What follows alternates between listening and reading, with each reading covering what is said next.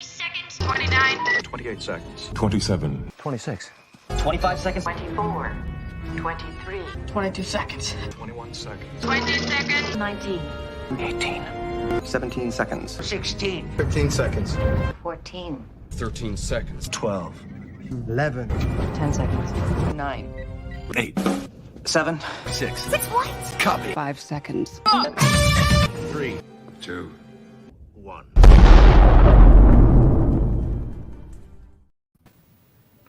Hi folks, and welcome back to the Scotch Tracker. Today joining me is Star Trek author, cameo star, and episode writer Dr. Trek himself, Larry Nemecek. Welcome aboard, Larry, and thanks very much for coming on board. You're sure thing, Dan. That was a awesome countdown video. I was just laughing about it. That was great. Cool, thanks. Like going back to the start, basically, like what are your earliest memories of Star Trek? Oh, my earliest memories of Star Trek.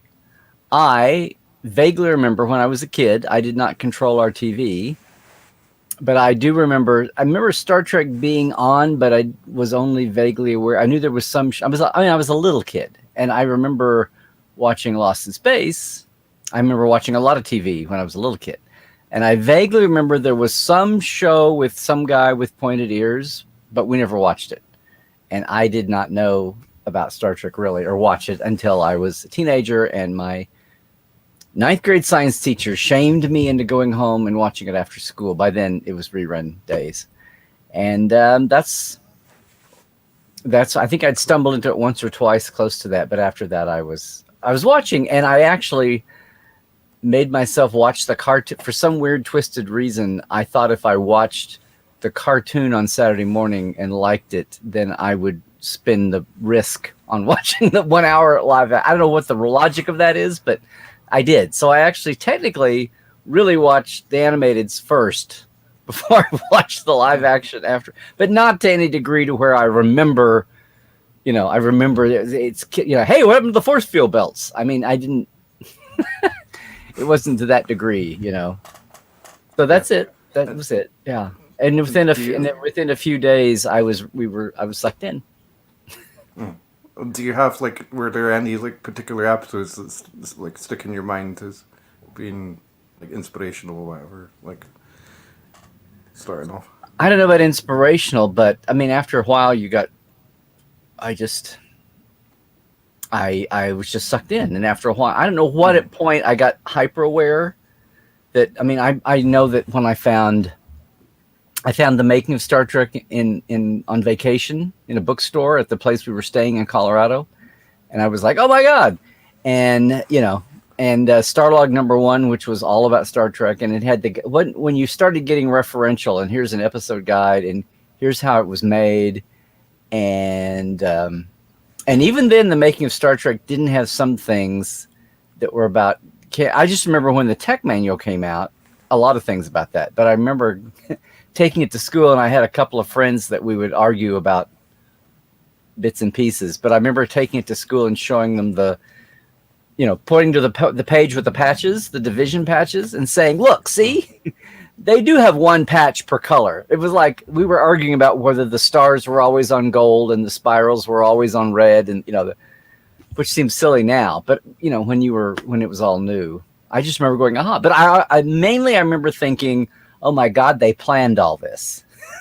It wasn't a happy accident that they just kind of bumbled along with. It's like, no, they're really making an effort to keep this consistent and made up. And there was a lot of thought put in at the beginning. And I guess that's kind of the thunderclap that's guided me all this time.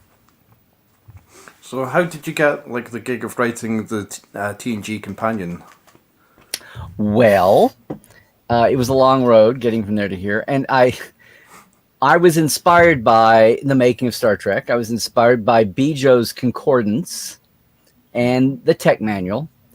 And but after a few years of watching, I was making notes in my Concordance, which I've got over here.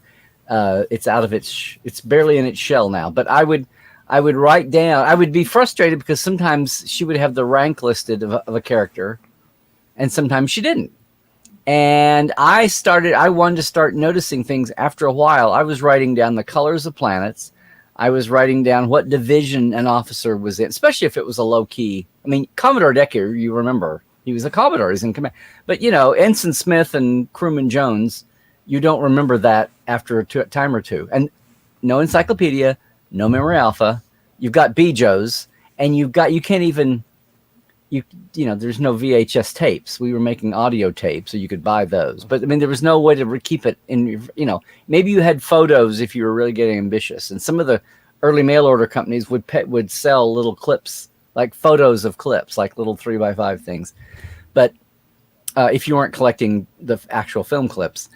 But so every time it would go by, I started taking notes on each show, and I just started to file them. And after I realized there was an order to the shows, I would number them and keep them in order. And, you know, you couldn't stop the show. You couldn't pause anything. You couldn't record it and pause your recording even before tape.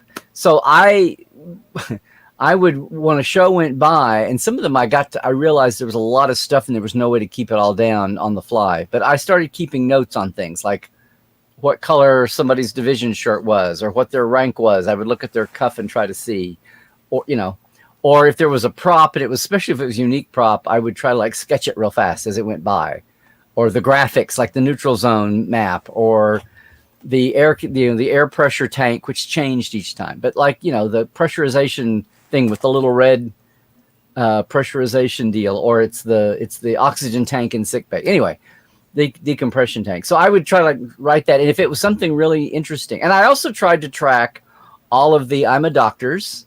I tried to track every time Spock said fascinating, but it would all be like as it flew by.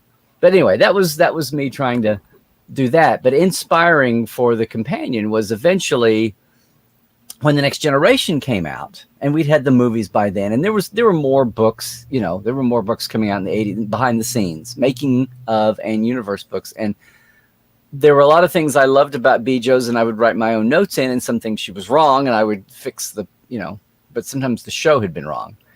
But by the time Next Generation came out, I thought that was when Macintosh computers were coming out and laser printers were first out. And I said, I'm going to do my own companion or concordance for The Next Generation. I'm going to start at the beginning and do this, and I'll do it for me, and maybe I'll make a zine and sell it to, you know, have it for 50 or 100 people, and, you know, whatever. And I didn't, there, you know, in a crazy moment, I would think, oh, wouldn't it be cool if I could sell this nationally or sell it to pocketbooks or something? But just in my own head, it's like, I just want to have this for me, and maybe 50 or 100 people would care enough and buy it. And I did. And I did that for 3 or 4 years, and eventually it got back to Richard Arnold. It got back to the writers. Nothing existed like that. All they could do was go back and look at scripts and have their assistants thumb through, you know, which was time-consuming and sloppy, and you missed things, and the assistants were worked to death. But there was no database in any form. So it was like BJo's Companion or BJo's Concordance, only now. And I did that, and they kept saying, after a while, said they should have Larry do this book. Look, he's got it written. And I was like, yeah, that's a great idea. And then by the time but Pocketbooks was very reluctant to invest money in a behind the scenes book. I don't know why. They were selling novels, but there was no official behind the scenes books for Next Generation. Meanwhile, people were selling their own stuff on the side. And finally, it took 5 years before they thought that the market was good enough they could do it professionally. Except that they just decided to have Mike, instead of reprinting BJo's Concordance, which was actually Ballantine, and they'd have to buy the rights, they just decided to have the Akutas do their own encyclopedia from scratch, which kind of seems like it put me out of a job there, except that they said, well, can you do a making of behind the scenes book? You know, so I immediately thought of making a Star Trek. And I'm like, yeah, sure, I can do that. Can you do it in 3 months? Yeah, sure, I can do that. And I'm like, oh my God, 3 months? Are you kidding me? 5 years by then? I did. The other thing I had written, now I have to I got to interview people. I've got to talk to producers and writers and designers and people. Now it was 1991, but even then I knew that everybody had the Making of Star Trek on their shelf. Everybody knew what a classic, even people had Asherman's book, you know, the redo for the Pocket license from the motion picture. Everybody had his version of that. It's like, I got to have at least that much to it. and his was annotated and footnoted. So anyway, I dived in. I had a lot of clippings from interviews, and I used that. I went to LA for a week on an insane schedule. I had a week here through a snafu, and I learned all the lessons that helped me later. I learned about bureaucracy. I learned about how one arm of Paramount did not talk to another arm, did not talk to another arm. Production didn't know or could care less what publicity was doing, which didn't care less what licensing was doing. So technically, if I wanted to interview somebody, I had to send my requests and questions to licensing, who sent them to publicity, who sent them to production to get to the actual producers and actors, which was like going through 3 hoops, right? And it was insane. But anyway, I learned many lessons, and I also learned when to do this and when not to, and how to do it, and how to talk to people. And the bottom line, though, is I did a lot of things by phone later when I wasn't even here live. But having a background as a theater major, knowing entertainers and creatives that way, and also as a journalist professionally, and then being a fan, it was like I had the best of all 3 worlds. And I didn't ask dumb questions. I didn't waste the opportunity. I asked pointed things, but I also knew how people's mindsets worked. And what I didn't know specifically about television, I learned very quickly, like seasons and hiatus, and the way the vibe was, the psyche was. And anyway, I learned very quickly. And Leonard Nimoy was having a spat with licensing about the Pebbles post cereal Pebbles commercials where Barney's wearing pointed ears and they're making Spock jokes. He was mad that Paramount didn't jump in and shut that down. So he wasn't approving any image approvals until they paid attention to him and did a lawsuit or did a cease and desist. So the very biggest thing to happen in Star Trek in 5 years was Spock being on Next Generation. And in the first edition, the first few printings of My Companion, there are no pictures of Spock on Unification. You had to wait about 3 or 4 printings in before the first edition, the blue cover, had those. But because of that delay, I got 3 more months to work. So, which was great. So instead of having 3 months, I had 6 months to do the first edition. And it was a great lesson, number 1, right off the bat. Another great lesson, which was Hollywood still cares more about images than words,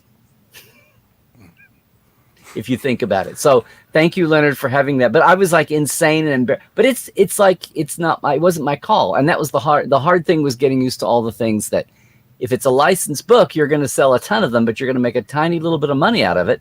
You'll have all their promotional machinery, and this is pre-internet and pre-social. Your name will be on a ton of books that people are going to buy, but you're going to make very little out of it, and you have almost no control over the say of anything for the most part. But it's okay. That's the world. It's kind of like writers that want to come in and write scripts for Star Trek. They gotta bend everything to the world of Star Trek fictionally, and I was that way, doing a licensed book. So, yeah. So, I was thinking about the later revisions of it, and wondering if you were on the set of like Nemesis.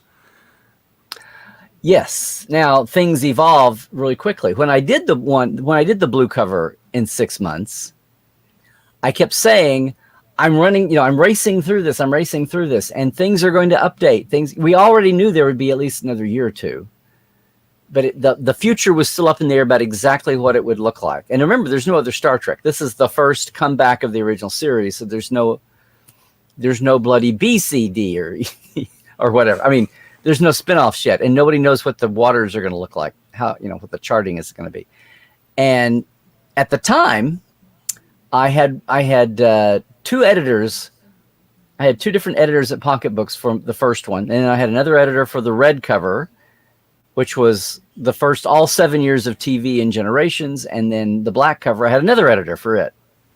So that was interesting. But at the beginning, I said, my gosh, there's going to be so much of this that's going to change the next time you knew we'd be updating it somehow, some way, at least again once. And I was very burned. I remember how Alan Asherman's redo for, the Pocketbooks version of the making of, which was very systematic and episode by episode, the compendium. And at first they were going to call this they were going to call my book The Next Generation Compendium. And I said, why don't we come up with a different name so we could distinguish them? So I said, why don't we call it the Next Generation Companion? And then, and they were like, okay, fine. And that's how that came about. And I took what I liked about his book, but we were cramming. He only had 3 years to deal with. And I was very much concerned about cramming. So I was writing the notes, like especially tersely. I was compressing everything down. But the biggest thing was I said, what do we do about corrections and updates, especially updates? And they're like, yeah, we'll do that when we get to. I said, there's tons of people I haven't interviewed that I want to interview. And I was very thin on the early years. The early years, I didn't get to. So many people came and left on Star Trek, especially the writers. I didn't interview anyone really. Thank you again, Bob Justman, the great Bob Justman, who sat down and talked to me for 3 hours in LA and printed me his memos back then, before they were out on the internet and everybody had them. And it was amazing to read. If not for that, the first part of the companion would be pretty bare. But I just went with trivia and continuity things I could see, and then if I could find an interview with anybody, I would pull from that. And I also footnoted it. But the longer it went, by the time I got to third and fourth and fifth season, it got meatier and meatier. So after the first edition came out, two things happened. One, I said, okay, I've got all these notes to update and flesh out these earlier episodes. Like there's 3 paragraphs on some of these shows that I wrote.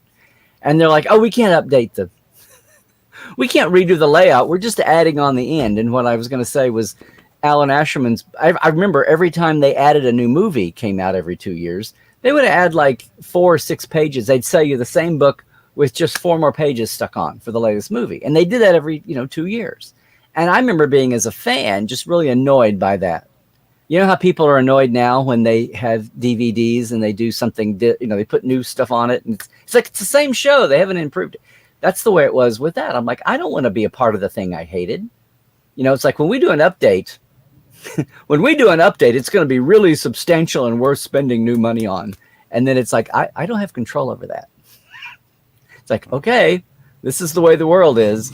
But at least we went from 5 seasons to all 7 plus the movie. I just couldn't update anything because they didn't want to reshoot pages in the practical world of bookmaking.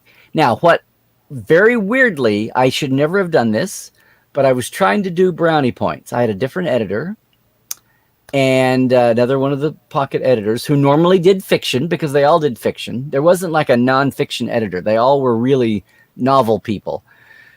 And he said, well, okay, if you can if you want to take something out or rework it and not use any different space, like the big page will be the same page. If you want to take out 15 words down here and replace it with 15 other words and nothing else shifts on the page, we can strip it in. Okay. So I spent this insane amount of time. I wrote the new parts from scratch. And that's why the last 2 seasons, all the show notes are like, I actually finally got to sit down and talk to everybody. I got to talk to Al, the prop guy, the costume guy, the visual effects people, all the writers involved, all the stunt people. I actually got to talk to have it be. So the last 2 seasons, there's like a page of notes on every episode, like small print note.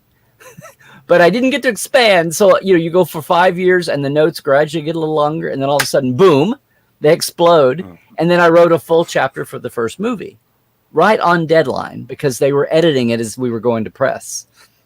And I did not want to have scenes that were filmed, all this, making of and trivia, but then have them deleted because then they'd be lost. Now, later on, by the time we get the DVDs, they're putting deleted scenes back on. But I didn't want people to go, you said this scene was in there and it's not in there. Where's this scene? I'm like, it was deleted. I did not want that. I just had the fear of, fan audience, from day one. I didn't want it to be I didn't want it to be a pile of shit. And I didn't want it to be shallow. I didn't want it to be, very surface oriented. I wanted it to be depth. I wanted it to be something that you could put on your shelf as long as I'd had the making of on my shelf. And as long as I'd had Bijo's books on my shelf.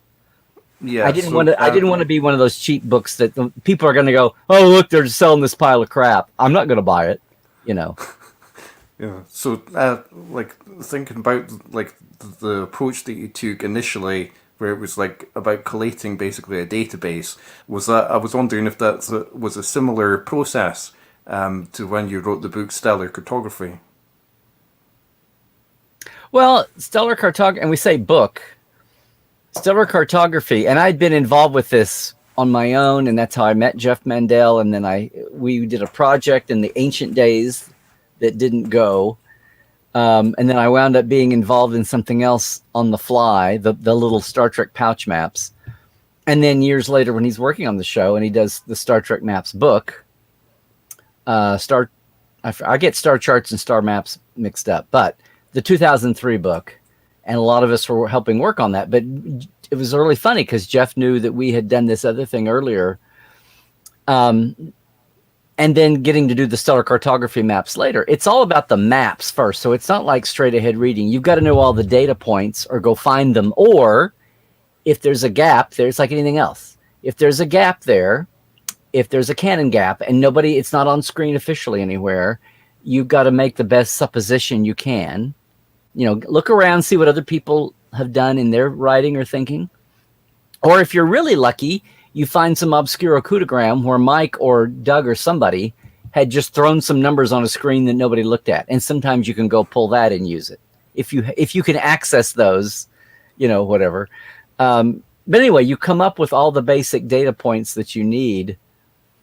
And that's got to be interpreted as art. So you're working with an artist who's doing a background, and then you're being very picky and you're locating things. Maybe they said it's 12.2 light years away from whatever. Well, it's 2-dimensional versus 3-dimensional. So we just kind of assume that we're talking about the galactic longitude, looking at things flat, looking down on top. And then if there's something impossible, if you get data points from the shows that don't make sense, either in science or in the context of the show, they contradict, or later on show contradicts, whatever. If you come up with a conflict and you're trying to smooth canon, retcon, it's not just retconning, it's like filling in a gap. It's now you're like smoothing, you got two conflicting ideas. And aside from like everything else, if it was like early versus later, you go with the later. Unless, or you go with, if there were like 15 cases and 1 or 2 of them are outliers, you go with the other 13, right? And you just explain away the 2. But that's just canon filling and canon smoothing and gap filling. That's what I've been doing since the 70s. It's people get panties in a wad over it now. I don't know. We figured out the rules to this in the 70s, and it's got there. What we didn't think about was the fact that 15, 20 years later, a new era of creatives would either be inspired by that, or they were kids and we're looking at the same stuff and used it, or as happening now with Discovery and Picard, they're handed these things and said, okay, here you go. And so they're just, generating out all this stuff for wall charts in admirals' offices and ready rooms. And you're like, oh, look, they've got everything pretty much, all the things that we have, from Mike's shoulders with the quadrants to what Jeff pioneered and what I had worked with Jeff on way back, and some things we did and things we didn't do that were, discarded or kept, and what shook down over the years is making the most sense, and then got sucked in by the creators and putting it on screen or using it, or taking the new creation and merging it with the old and making sense of that. And now that's winding up on the screen too. That's kind of amazing. But it's totally different. Now, when I wrote the book, the little book that goes in cartography, some of that was just writing what was on the maps, and that was easy. And it was just, some of it was like a beginner primer. The concept of stellar cartography's maps were, these are the 10 most popular maps that visitors to Memory Alpha retrieve or pull, or visitors to the site, or whatever, whatever the subspace radio version of accessing things at Memory Alpha was. And supposedly they have like original 2D versions of things if they're really historic. But the conceit was, these are the most popular maps, but that gave us an excuse to go all over the place and have different cultures and different time periods and all of that. And that was interesting coming up with that too. But I had to work with the artists, and I was checking. And again, people go, it's 2 dimensions. It's 3 dimensions. Well, you went to 3 dimensions when something wouldn't work. If you really had something that didn't make sense. Like, for instance, what I had to do that Jeff didn't, I had to update things. So I had to update the last 2 or 3 years of Enterprise. And then at that time, I had the prime part of STO9.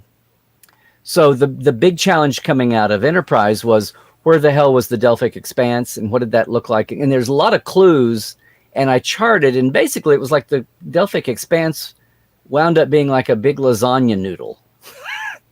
And how it would fit, and we didn't know what happened, but we know they destroyed the fabric of it, and it went away. But where was it to begin with, and how did it fit in with the places they barely explored at that time? Anyway, I came up with the thing of I had to go sideways, and I actually went to a 2-dimensional looking at it from the side, and realized that it's not going to be another. We're looking at it from the top. That won't fit. But if you do it like a big kind of fat noodle, and you have it bent in the middle, they were talking about where they were from Earth at one point, and then half a season later, they mentioned how far they are from Earth, and it's the same distance. I want to say 20 light years or 25 light years. But they've gone all this way. Well, eventually it's like, oh, well, it's 25 light years. Here's where they enter, and they've been traveling like this, and now they're 25 light years away at a different point. And then if you look at it that way, if you look at it on the, I know I've really gotten the weeds. Hope I'm not leaving anybody behind. When you looked at it from the top, it looks like a sliver. But when you look at it from the side, you see the whole, they've been traveling all this way inside the expanse. It's because the expanse is not just a big ball. It's the expanse is elongated sliver thing. And since it was a manufactured thing by these friggin' aliens, it could be whatever the hell, whatever you needed it to be. But you had some canon spoken points about it that we had to go by. And I found a way to make them work. And that's what that and choreographing the Dominion War. Those are my two big, I think, contributions. The rest of the stellar cartography was just kind of making sure everything fit the show points, filling in some gaps that made sense from what I thought or what had been out there before people had supposed. And just, making sure that was consistent. But there were plenty of places where nobody had gone. The Dominion War was the biggest single case of, Doug and Mike. It was kind of, and the writers, they were like, I don't know, we're just writing stories. And they would do those beautiful battle maps. And if you look at them, they make no sense a lot of times. They have Earth and AR-558 very on the same chart. And you're like, well, that's not right. And things would have, it's like that. So after a while, it was like, okay, this is like a compression map where the scale is not to scale. It's like a linear thing that you're going to poke on and it's going to blow up and then it's going to go back. If you look at some of those maps really closely, and I was trying to use them, you can't. And anybody that pulls one of those out and says, oh, this doesn't match this, it's like, it can't. But you don't want to shit on Mike and Doug because they were just cranking out what they needed to do. Or the writers, they weren't looking at a big picture thing. So all those times they said, oh, Earth and Vulcan are in danger now. And it's like, but we're way over here. Why are we fitting way over here? And they're in danger.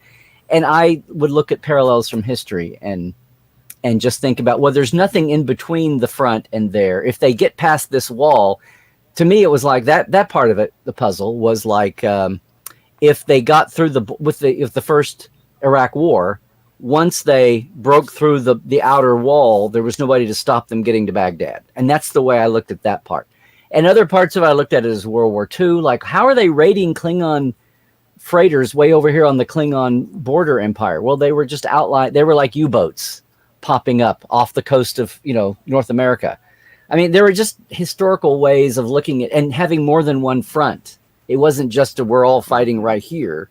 It's, and so when they talk about taking over, not just Beta Z, but they're competing, they're battling for Benzar, the other B planet. It's like, that's really close to Earth. How are they? Well, it's because it's up here at the top, and I say the top on a map. Anyway, it was like finding ways to explain that. And that the chapter about the Dominion War map became my way to explain that, including talking about the Alpha Quadrant powers when the Klingons and Romulans, since Mike's initial sketch of the quadrants, Klingons and Romulans were in the Beta Quadrant just barely over the edge. But that just drove people crazy. It's like that goes back to third season, Next Generation, when for the price they'd been, and the Borg within a year were in the Delta Quadrant. But that just drove people crazy. And it's like, no. So we just said, look, the Dominion are the ones that talk about they're the ones that would talk about alpha quadrant powers, and to them, the wormhole comes out in the alpha quadrant over by Cardassia and Bajor, and to them, everybody they're fighting is an alpha quadrant power or is from that area, and so it's their phrase. The real reason is because Ira and the guys did want to have the characters say the alpha beta quadrant powers because it sounded so clunky to say it that way. They'd say the allies a lot of times, but they were not about to have any character say, well, what does that mean for the alpha and beta quadrants? Because that makes it sound huge then, bigger than the little group of 3 empires fighting. So there's a real world reason, and they knew it at the time. But you've got all these fans that say, they say the alpha quadrant powers, so they've all got to be in the alpha quadrant. It's like, no, but that's where texture, not trivia of my Dr. Trekisms comes from. It's like, don't take something like that as an error or a mistake. It's on screen. So you got to deal with it. So find a way. And here's the thing. It's like from acting and writing, but especially from acting, if you're in a comedy, it can't just be laughs all the time unless it's slapstick or something. And if you're in a drama, it can't be unrelenting drama. If you're trying to be realistic, it can't be unrelenting drama. There are moments of humor in every drama. There are moments of drama in every comedy. That's going against the grain. That's texture. So here's a chance when you have an error, a piece of me goes, oh, okay, that's wrong. But then that's 5 seconds. And then the next 5 seconds is, okay, how are we going to fix this? What are we going to say? And sometimes when you've come up with the reason why you don't hope it's not clunky. You hope it's an elegant exception, the exception that proves the rule.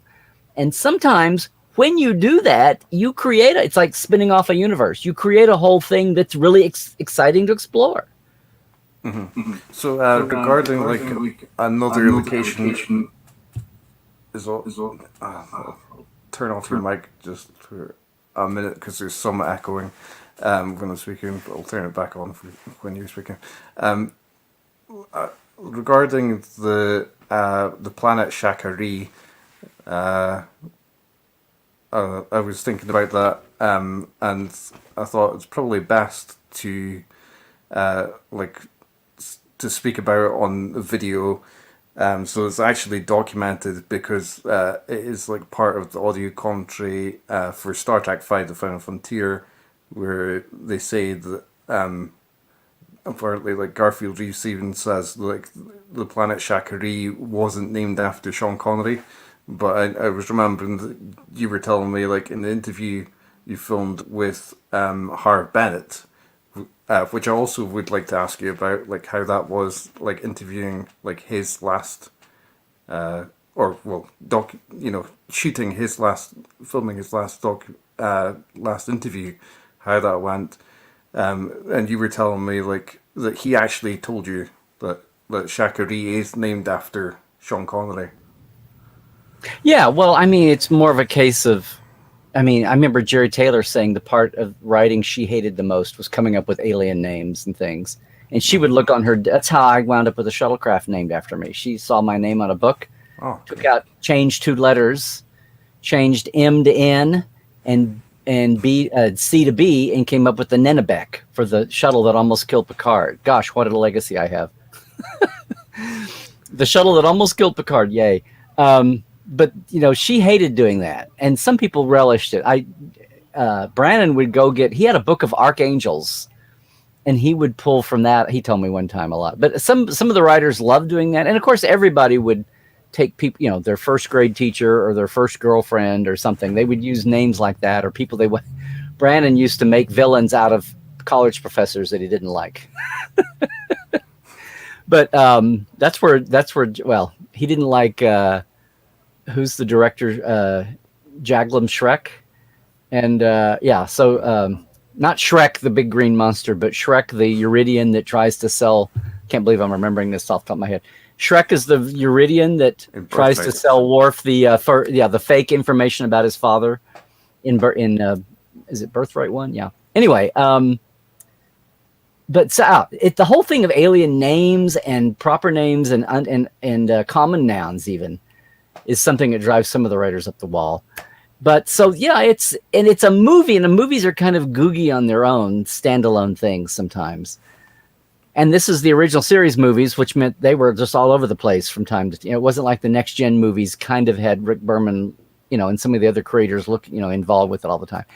And this is Shatner's movie, so it's just out of the blue. And yeah, they wanted to Shatner's dreaming big on 5, which rudely got pulled down to scale, and part of the thing that affects 5 is the fact that they kept mucking around with the ending that he didn't get. Now, whether his ending, the rock monster and all of this stuff, whether that would have been even more preposterous or whatever, who knows?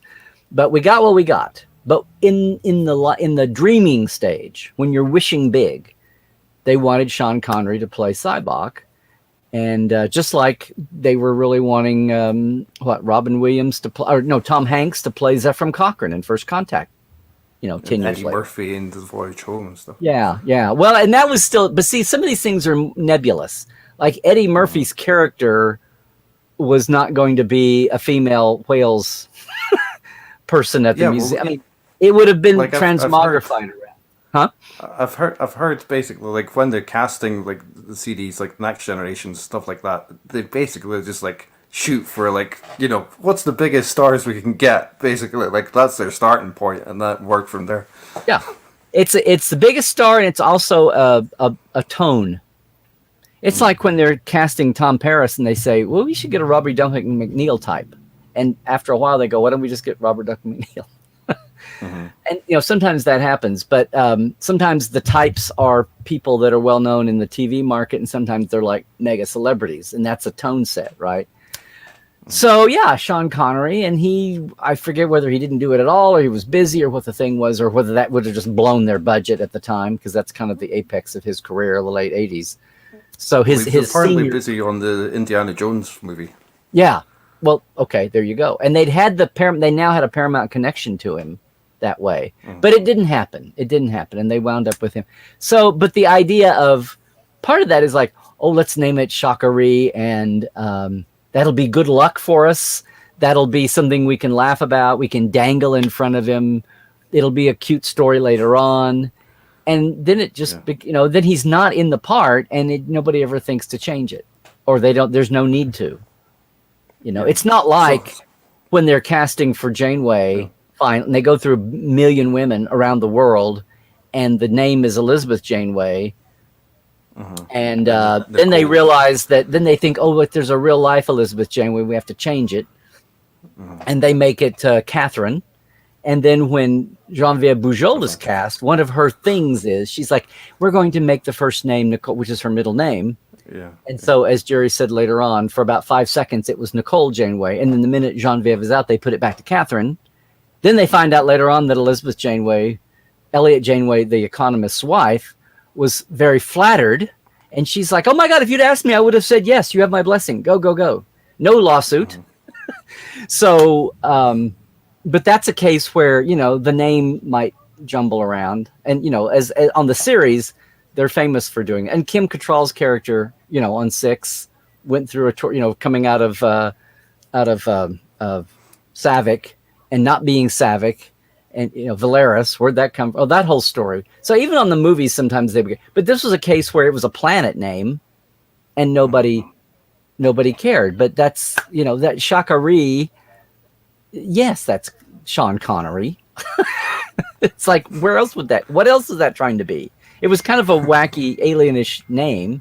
It wasn't Klingon or Romulan or Vulcan or anything. Had to be something else. And yeah.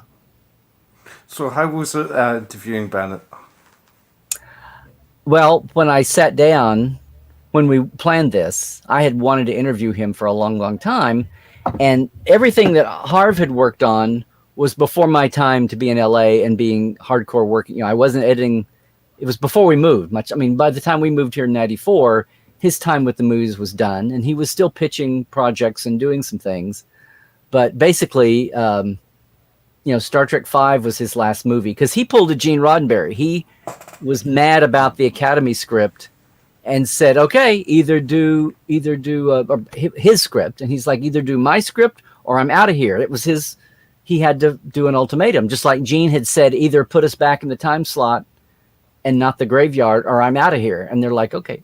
Kind of like Picard going in and saying, okay, either we go rescue these Romulans and we use drones and we use androids, or I'm out of here. And they're like, okay, bye. You know, it's like you stand on your reputation and at some point they say, fine, it's not good enough. Well, it happened to Picard, happened to Gene Roddenberry, it happened to Harv Bennett. And Harv had nothing to do with 6, and his Academy script didn't get made. And after that, he really didn't have, that was kind of the apex there. And he didn't really have, he had some little projects he was involved with. I think he worked on Tech War. I'm saying that off the top of my head. He did one other thing as a part of the team, but he didn't headline. He didn't executive produce anything after that. And he'd done the miniseries in Hollywood. He'd done Rich Man, Poor Man. He did A Woman Called Golda with Leonard as Golda Meir's husband. And Ingrid Bergman, her last role, she had cancer while she was shooting it, but she's playing Ingrid Bergman. I mean, she's playing Golda Meir, the female prime minister of Israel. But these were miniseries, and during the golden age of before cable channels took over, and then streaming channels and premium channels. But when the networks would do big event shows, these miniseries, and he did 3 or 4. He did the Jesse Owens story, which had LeVar in it. So part of what I wanted to talk to him about was we talked about the Con of Wrath, my documentary, and he was the first person. Well, he was the second person I interviewed after Walter. And yes, he was older. I missed actively covering any of those things. I came to LA and active professionally writing after his prime era. Now, they were doing anniversary shows and DVD re-releases and that kind of thing, and I would see him occasionally. And he wrote a very nice message for our 150th issue of Communicator. And at the time, I kept saying, "We got to sit down. We got to do an interview. We got to do an interview. We got to talk and do this." And he said, "Yes, we will. Yes." And it's like I didn't push it. It's not like he was holding me off. In the middle of everything else I was doing, it was like so. When the Con of Wrath came up, and he was such a central part of that, he and Walter, of all the celebrities, were the two that made it happen. Made the problems, tried to solve the problems, and put band-aids on things to keep it going. Because Harv was concerned about the image that Wrath of Khan, the movie, had just come out, was a huge hit, and Star Trek suddenly looked renewed, right? And it was a thing for Paramount, and Paramount was looking renewed. And this was 1982, and the year of Indiana Jones had been out, and they were competing with Star Wars, but all the blockbusters were starting to happen. And Wrath of Khan was a huge movie in the huge year of 1982. The documentary that Mark Altman and Scott Manson, all of them are doing. People look at 1982 as peak geek year, and Wrath of Khan is right there. And in the middle of all that is the Ultimate Fantasy Con in Houston that my doc is about. But Harv was instrumental in that. So I was great to talk to him, but I had never interviewed him before. And I said, "Can we talk about more things than the Con of Wrath?" And he was like, "Sure." Now, I wasn't going to sit there and ask him. He was in his 80s. So I'm not going to abuse anybody's time unless it's a big hardcore project and they know it. And we all know that. And maybe even they're putting money in it and they're a producer. Most of the time, an hour, maybe 2 hours, and that's what I counted on. And when I say, can we do other things, I'm thinking I'm going to do these summary. I'm not going to ask 20 questions on each of his movies, his 2, 3, 4, and 5. I could maybe, but that would be a ton of research, and that's really not what we're there for. But I'm going to take the time to do some broad stuff. So we did. So we talked about Star Trek V, especially very broadly, and some of the things that went wrong. And so I did do that. But we got into some moments. I wanted to ask him about when he was sent as a junior executive at ABC, when he was sent to fire Gene Roddenberry and Herb Solow from The Long Hunt of April Savage, which was a half-hour dramedy pilot that they were doing about the same time as Star Trek, over the casting of Robert Lansing that Gene loved and ABC didn't. And they finally pulled the plug on the pilot and didn't take it to a series because ABC was pissed at Gene. And Harv Bennett was the guy finally, he was ignoring telegrams, and Gene was ignoring telegrams and phone calls, and they were on location, which in the 60s, you could be a lot more isolated on location than you can now.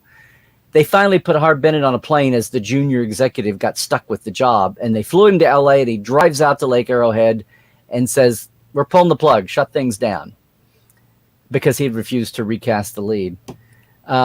And so there's Harv Bennett and Gene Roddenberry's relationship, and then who knew that 15 years later they were going to demote Gene, and put Harv Bennett over him. It's like, ooh, that was history, icky, which added to the whole dynamic of what was happening anyway. For Gene to be demoted and him to try to find face and still be the guru of Star Trek, and find face after the motion picture did a ton of money, but it also cost a lot. But they did that to Gene because they put all the cost of all the projects and the 2 series and movies, all that money they charged against the motion picture's profits because it's Hollywood bookkeeping.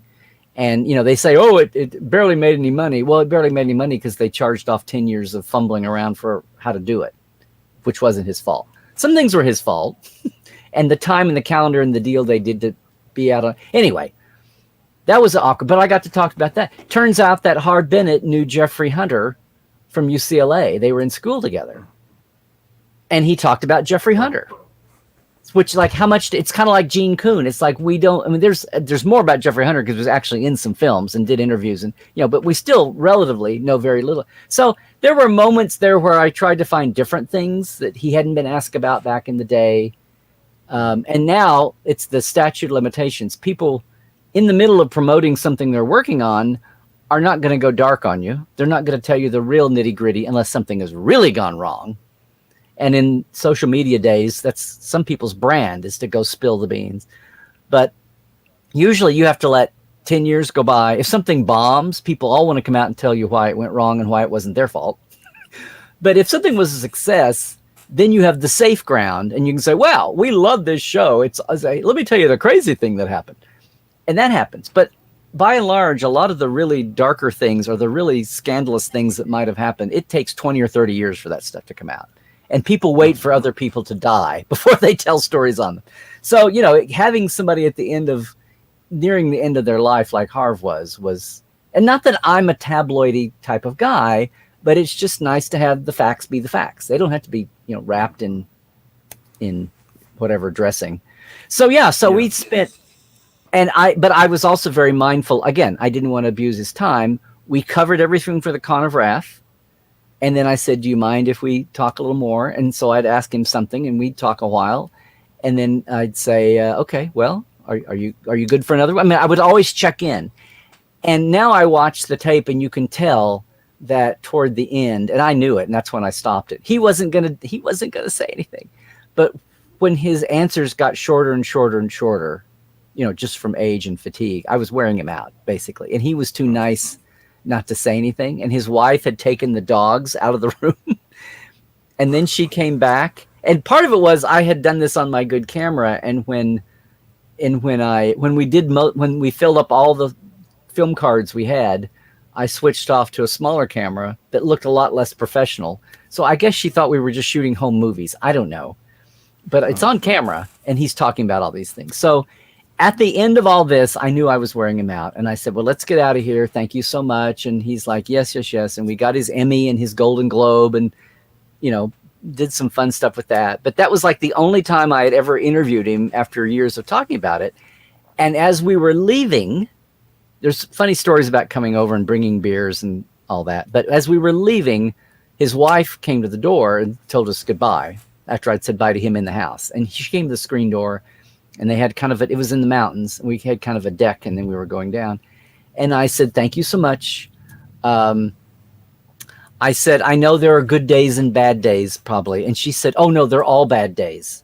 And I just kind of went, oh. And then she said, except for days like today. And I was like, oh, okay, good. Because it was a time he could go back and talk about all of his successes, right? And all of his. And she said, but this is his last one. And I said, oh, I didn't know, I didn't know. She said, this is his last one on camera. And he had done a lot of DVD interviews for the $6 Million Man and for Bionic Woman and Salvage One and for all those miniseries I mentioned. He had, done some modern era type sit down biographies for bonus features for things. But she said, because we got there and he said, this is my interview chair. This is the chair. This is the light. This is the window. And we're like, okay, yay. But yeah, as we were out the door and he was out of earshot back in the house and she's on the edge of the porch, and she said, this is his last one. And I said, oh, so that was 2011, Memorial, just over 10 years ago, and then he passed away 4 years later. So the Wrath of Khan, no, the Con of Wrath feature has been in the works for quite a long time, a while. Yes, Dan. It was meant to be a long-term slow motion project. Do you know when it might be released? We're part of the problem is what's the end game? Like, are we going to do it independently? Are we going to find somebody to produce with? We're going to find a distributor where along the way. And the last 2 or 3 years, the game plan keeps changing. I knew it was going to be a long-term. We're going to get. I'm not going to. I didn't start off like the Voyager documentary. They crowdfunded and had 1.7 million. That's awesome. The people who are funded like a traditional feature of any kind of film project would be, it's going to be a 6 month, 9 month, 1 year, year and a half project. And I knew that wasn't going to happen here because, number one, I didn't try to raise money for it. I just wanted to go along. It's a system that Roger Nygaard that did Trekkies. I learned from him. I had my eyes open to the fact that you could just go along in little pieces and work on something and then put your pieces together. Now, I've wound up with 40 or 60 people, all the way from, George and Nichelle and Walter and Harv Bennett and other people, down to the dealers, the organizers, fans that were there at the Con of Wrath, the Ultimate Fantasy 82, and a couple of colorful people and some people that I still want to get, but I wanted to wait till the end game before we talked about approaching them. And I knew it would be probably a 4 or 5 year process. Well, we went through about 4 or 5 years. And then there were other things that were sucking my time away or my editor's time away. And then we had 2 or 3 different plans, the way we were going to approach the end game, the post-production, put it together and sell it. And those kept shifting. And then we had the pandemic year and thought, okay, yay, we'll jump on this and really get a lot done. And then you had to adjust I had to adjust everything Trekland and all my live shows and how we made, how my income was. But the last 2 or 3 months, we've had a rededication because next year, 2022 is the 60th anniversary, right? 30th anniversary, 40th anniversary, 40th. Sorry, we started shooting this coming up on the 30th anniversary of it. So on one hand, it's a little embarrassing. Rod Roddenberry looked at me and said, "Just don't take 8 years," because that's how long Trek Nation took.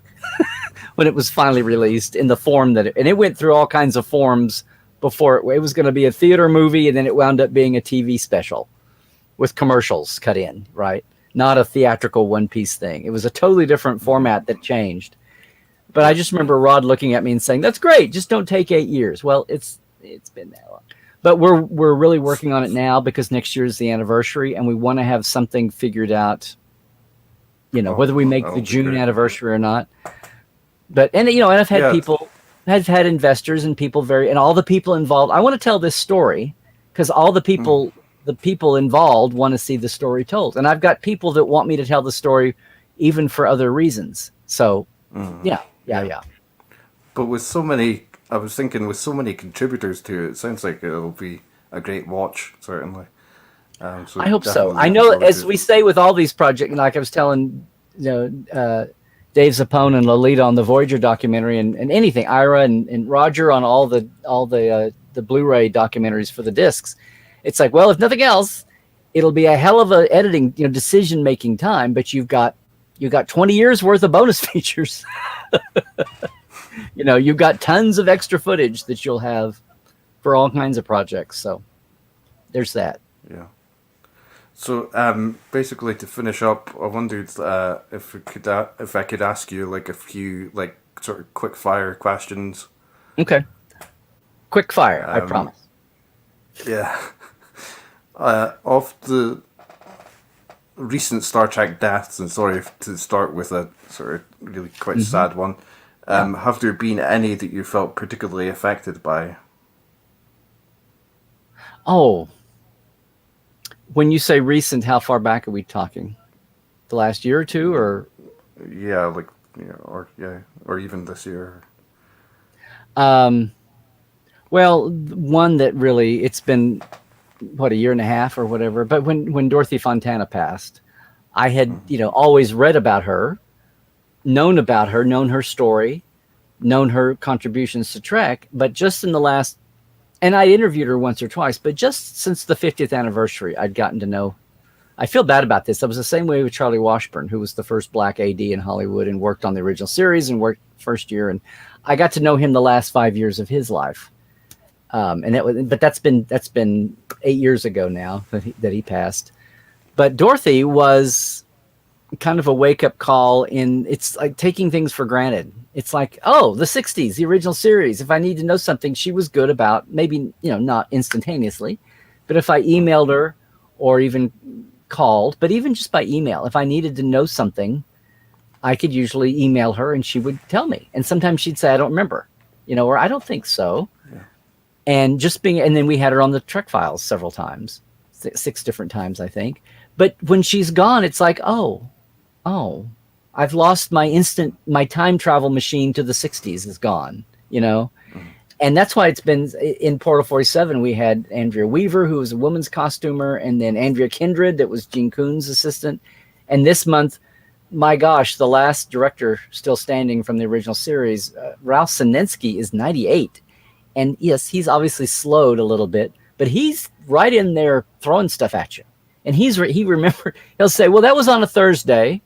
And then Jill Ireland called in sick with the measles on Friday, and we had to bump I'm like, how do you remember the days, much less these details? It's just amazing. And so, yeah, they're treasures.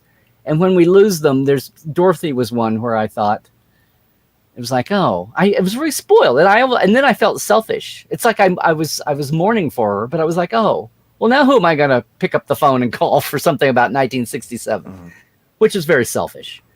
But it really makes you stop and realize what we had. But the 80s and the 90s are getting to be that way, and we're losing people from there too. Yeah. Was there somebody else? So that came to mind. The director that just died, that did The Empath. I never had a chance to meet him. That was his only Star Trek. But who are you thinking of someone in particular? No, as I say, I've got a range of quick fire questions. The next one I was wondering was, were you ever tempted to write any of the Star Trek novels, comics, or short stories? You say tempted. Not really. Yeah. I wish. I kind of, for some reason, I read all the time as a kid. I wrote scripts in grade school. I wrote a script for recess to get people to do the parts.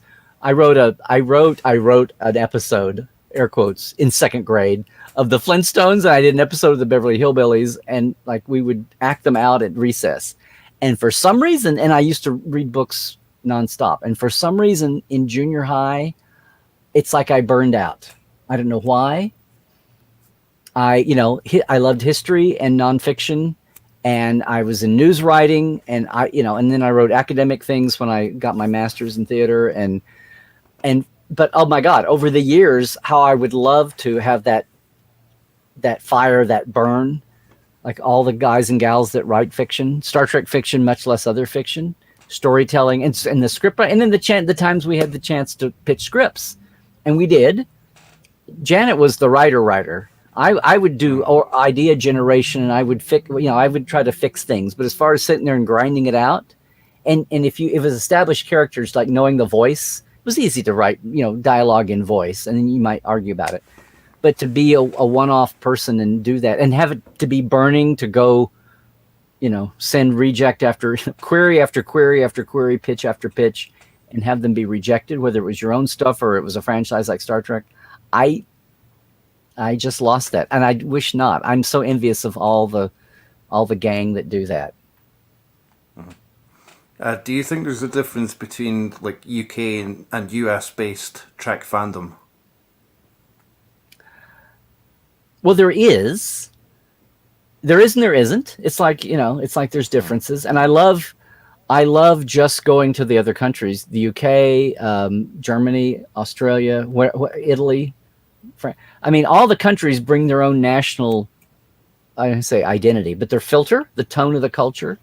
I love it because Americans, we get into it's a big bubble, but even the movies, at least, if not the TV distributors, are well aware of the value, this is the dollar value of all the markets, but how it plays in other countries. And even things like the last couple of years, we've talked about the pandemic and how that plays through the filter of Star Trek and where it is.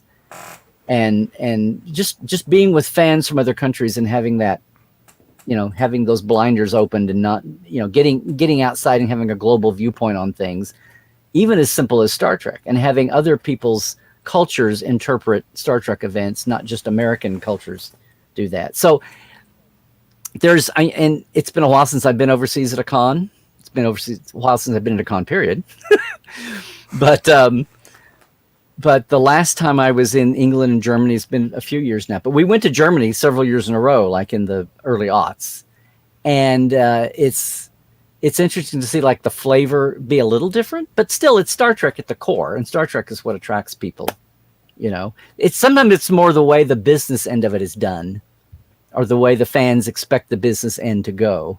And those differences, like how conventions are run in different places, fans and professionally, and those things. So there's little differences, but overall, no, that's why we're all Star Trek fans. Cool. But having said that, I've noticed you can be like the pub drinking, all British and German, at least cons, always have a good beer garden area or a pub area, right? There's a bar at the, but it's like, that's not the top thinking that people in the States do. Now, fan cons maybe are big on a bar, but there's an awful lot of the same type of conventions in the States. It's not like the major gathering point. But then you say that and you look at the Masquerade Bar at the Rio for Vegas. So maybe I shouldn't say that. But I just remember thinking in the 90s and the aughts that the beer planning seemed much more prevalent in Europe than it did in the States. So I've sort of gotten like the impression that you're sort of less enthusiastic about like the Kelvin Timeline films, maybe than the other ones. So I wondered what your favorite of those is. I think, well, it's not Stid. Into Darkness. There was a real risk in 2009 about if you had been involved with, if you were either a fan or even if you had been part of the Star Trek industry, the Star Trek professional industry family before the JJ era, you really did not want to badmouth the franchise. You were aware that eras have come and gone. It's just that, there was the original series and the movies changed direction. The Next Generation, that was a Berman thing, and Harbin had the movie. There have been eras and there have been lags, and things started up and things were bumpy. The motion picture, especially, and then and since then we've got the startup of Discovery, which was the most horrendous startup of a. And I don't mean the final product. I mean, the creator is let go 6 months in, and they're spending money, and nobody's in charge, and it's wobbling all over the place, and the writers are but there's millions of dollars writing on this because it's going to launch. It's like I'll see your Geneviève Bujold miscasting times 10 while you're launching a network or you're launching a streaming service. The pressure is on, or the first Star Trek movie, future of the franchise, like with motion picture. But what was? Redirect me quick, Dan. What was your question? What your favorite of the Kelvin Timeline films? So I loved when we saw Beyond at the preview, the what I call the Pike Boys scene at the beginning with Kirk and McCoy, the very quiet bar scene. I was like, wow. They're totally going for the cage. They're going for original Roddenberry here. This is amazing. Then the action scene they showed us was all the little ships spearing into the Enterprise neck. And I wanted to go, have they seen that Voyager episode called The Swarm? Because this is the same thing, but okay, fine. But they've got a cinematic budget to do it with. I thought the best thing when 2009 came down the pike, nobody wanted to be the old guy on the yard, yelling at the kids, get out of my lawn. Nobody wanted to be that guy, and we wanted the franchise to live long and prosper, really. Nobody wanted anything to bomb because that would sink everything. And that would mean instead of 10 years, it might be 20 years before people started, the suits and the bean counters thought that, average Joe Public and Jill Public would want a Star Trek again. You know, the hardcore fan base would be there and gradually shrink down, and with nothing fresh new, kids wouldn't coming up. And Trekkies could not have procreate fast enough to raise little Trekkies. And eventually it would lose the luster because nobody was around to have seen first run and all of that. So they were good for that. I never wanted to badmouth anything, but and then at the beginning when it was going to be an alternate universe, I was like, oh God. But then if they wanted to it's like, it'll be pointless. But then if they want to play around with, it's like the inevitability, this is like that ship has sailed, now you fix it. If you see a clinker in a show or a movie, it's like, don't whine about it. Like, it's not going to magically go away. No Star Trek has ever gone away. We just deal with it. So we try to fix the next one. We try to get better people. We try to get different people. Or we just try to get really creative. And, when the Vulcans are bad at the beginning of Enterprise, by season 4, we fix the Vulcans and we come up with a great plot about how that's why the Vulcans were acting that way. Cool. Mm-hmm. There's a case of, that may be the ultimate case of texture, not trivia. We fixed the broken Vulcans by making a story that was even better. And so it's like, but the bottom line to this was when I interviewed Bob Orsi and he said they had no plans to do TV or even an animated series, that meant that the Kelvin universe wasn't going to get fleshed out.